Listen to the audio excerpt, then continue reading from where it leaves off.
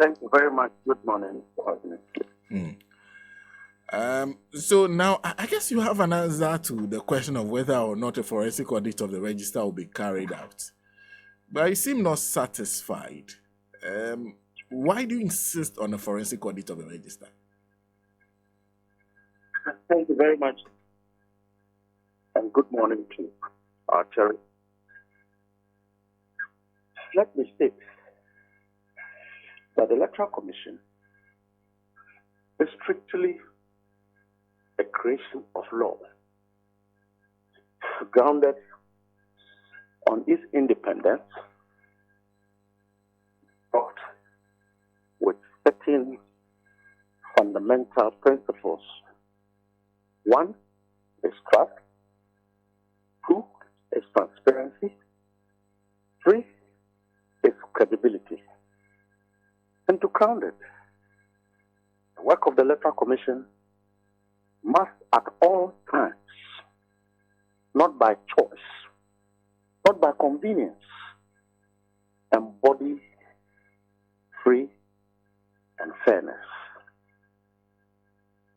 The trust and credibility of the Electoral Commission fortifies it to be able to hold an election.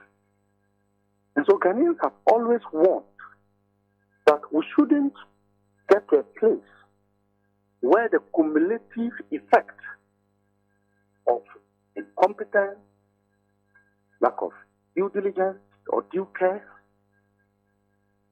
lack of due process, subversion of mandate, recession of responsibility will lead us to a path where the only constitutionally mandated body to hold elections will ensure that we continue to drive the vehicle of democracy in this country is compromised. Here we are today. We have a commission who, when they speak, you sense bias, you sense incompetence. You do not trust what they do. What they do are mostly illegal. Now, evidence. We have done 2 times limited registration, extension, and a mop-up. In all of these, we've been writing names of qualified Ghanaians under Article 43 to register and vote. Electoral Commission, here we are. In terms of numbers that we have registered, the Electoral Commission have not been able to tell the people of Ghana. It's quite strange. 2, we go into an exhibition where we find out that people who have not consented to transfer of their votes have become transferees. That we give the Electoral Commission evidence that people have been found on the voters' register whose references cannot be established in terms of where they have registered in order to transfer. The Electoral Commission continued to say, we will resolve it. It then moves further. That equipment that the Electoral Commission is supposed to use in the discharge of their work is found at the marketplace being sold like a mobile phone. All that will come to your mind is that at this point, the security of the work of the Electoral Commission in terms of equipment is compromised to the extent that the Electoral Commission itself assured the people of Ghana that the equipment that were lost, they have arrested the culprit and retrieved those equipment. At this point, the Electoral Commission itself does not know that some of its own equipment are in the marketplace being sold. Now, to make our story, the Electoral Commission then comes to admit that some of the issues we have raised are largely so, but except to say that they are unintentional, or they say they are honest mistakes. Scientifically, it will not be a mistake that you claim that a district officer have been able to gain access to your headquarters database and effected transfers. That would have been deliberate. That would have been intentional. That would have been criminal. That would have been fraudulent in order to occur. Because, my brother, it is not possible that your correspondent in a region will have access to your consul if you don't call him in. It's not possible. At the back of this conversation, we then say that, okay, to ensure that we have grounded ourselves on a footing of trust and transparency, let us get an independent institution to audit the process, bring all of us up to date in terms of how secure the remaining equipment of the Electoral Commission are. The Electoral Commission says that we will not do it. What has it got to hide from the people of Ghana that is difficult to do an audit in order for us to hold a transparent election? How does it cost? Does it demand the head of a commissioner for us to be able to do an audit? No. And history will tell you that in 2014, 2015, when the MP was in opposition, they had a cause not to trust the Electoral Commission and called for an audit. In 2012, the MPP called for an audit and same was done. What is different today? Have we changed the laws? Is it not the same law we are using? If the Electoral Commission then closes its window to listen to wisdom, the way forward is that we'll manifest a public protest where we will stay in the demonstration until the right thing is done. And I think that the demonstration is not just NDC people, but all Ghanaians, well-meaning Ghanaians who believe that as it stands, their ability and right to vote, threatened not by the MPP, not by the NDC political party, but the referee itself. And its cruel, criminally intended, fraudulently illegal acts of manipulating the register. As it stands, the register of the Electoral Commission is not fit for purpose. It is a manipulated document. It is a paper carrying numbers that do not reflect the number of people who have queued and written their names in order to vote. That document cannot be used for election.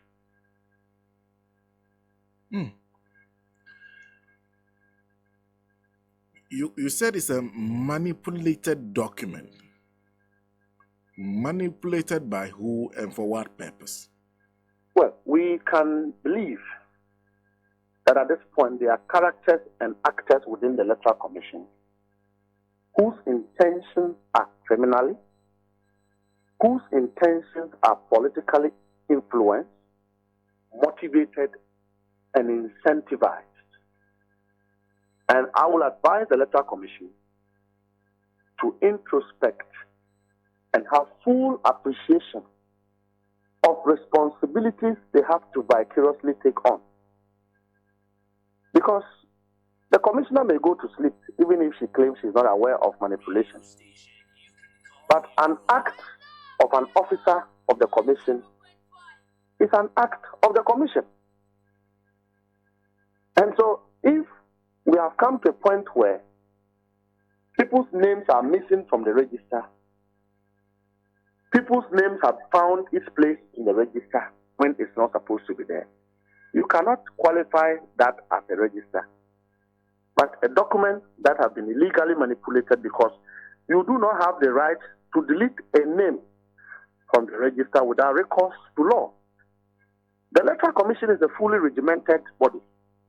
Whatever happens in the commission is subject to a certain law, one way or the other. There is no room for discretion in the discharge of the work of the Electoral Commission.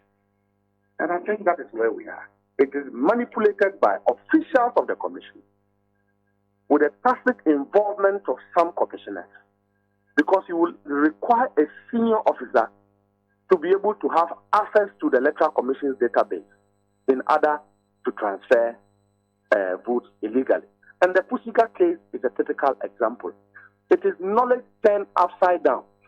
If the commission continues to insist that they have no knowledge that a district officer in Pusiga has transferred names from Tamale staff, it doesn't make sense. It doesn't meet logic. It's deficient in thinking if you go that line.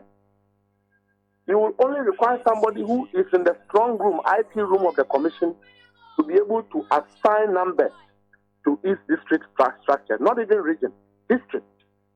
And so when the Electoral Commission wants the public to believe that those transfers occurred out of an honest mistake, I think that is deficient of logic. It's an attempt to lie to the people of Ghana. The reality is that it was deliberate, it was intentional, criminally intended, fraudulently motivated, incentivized, and influenced politically to do these things with the sole aim of helping one political party or the other. And that will certainly not be the NDC seeking to make use of such exploits.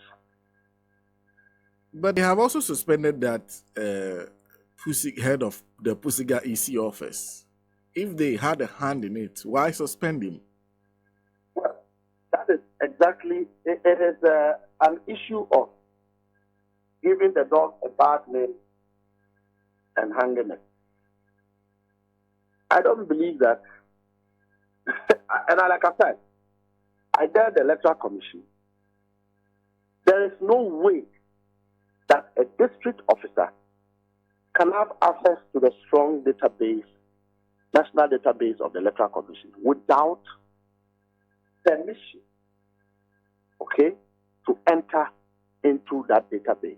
That he could not have acted on his own? He could not have acted on his own. He could not have effected those transfers on his own. He could not have had access to any other district register without the involvement of national headquarters. It is impossible. We all run registers. If, for example, Odododio register is prepared by a district officer of Odododio, he sends it to the region. The region collates individual district registers or data, sends same in the manner it was brought from the district to the headquarters. It is impossible that one district officer will have access to another district database. It's impossible. It's ignoramus to say that. It's an insult to say that. It doesn't make sense for the Electoral Commission to even think that you can come and lie with this magnitude of insincerity to the people of Ghana, thinking that we are ignorant, thinking that we are uninformed. No, not today, Ghana, where people are awake. You can only do that with an access password by a national officer, specifically in the IT, and by extension with the approvals of commissioners of the Electoral Commission. Other than that, you shouldn't be able to do that. Is that why you do not trust the Electoral Commission when it keeps telling you we'll resolve it? Well, in the light of all these honest revelations I've just made to you, do you expect any player to trust the Electoral Commission? On the face of all the evidence I have provided, on the past records of the Electoral Commission, the conduct, posturing, even how some commissioners were appointed, do you expect anybody to trust the Electoral Commission? A commission that is supposed to be politically insulated, that commission today is harboring political party appointees as managers and commissioners. Do you expect access to trust that commission as independent? A commission that its equipment are locked and keyed, but yet criminals have been able to break in and to steal. Do you expect that commission to have its credibility intact so that Ghanaians do not think that it was reckless? Up to date, if you go to the Electoral Commission store, there are CCTV cameras, a police officer sitting by it, and then the padlocks to gain access into where these devices are kept are highly secured locks. So how be the common criminal able to enter into the place, take machines without the knowledge of the Electoral Commission through all of the security measures I've talked about? To the extent that we now find a voting device being sold in the market. Do you expect anybody to trust that the commission is competent enough, diligent enough to be able to discharge a credible election? Today, in Wale Wale constituency, okay, that is the constituency of the vice president. The Electoral Commission have twice failed to conduct an election. That election was originally conducted, flawed by the court, at the back of what we call electoral irregularity. Will this have any effect on the national election? Then I will refer you to Yendi constituency, where an officer of the Electoral Commission was caught thumbprinting or destroying validly casted votes of a particular aspirant, even in the MPP primary. If they can do this, at the same time having MPP appointees at the headquarters of the Electoral Commission, then you can know what they will do to the NDC. Our faith lies in our ability to demonstrate, our ability to insist, our ability to manifest our rights. That is where our faith is.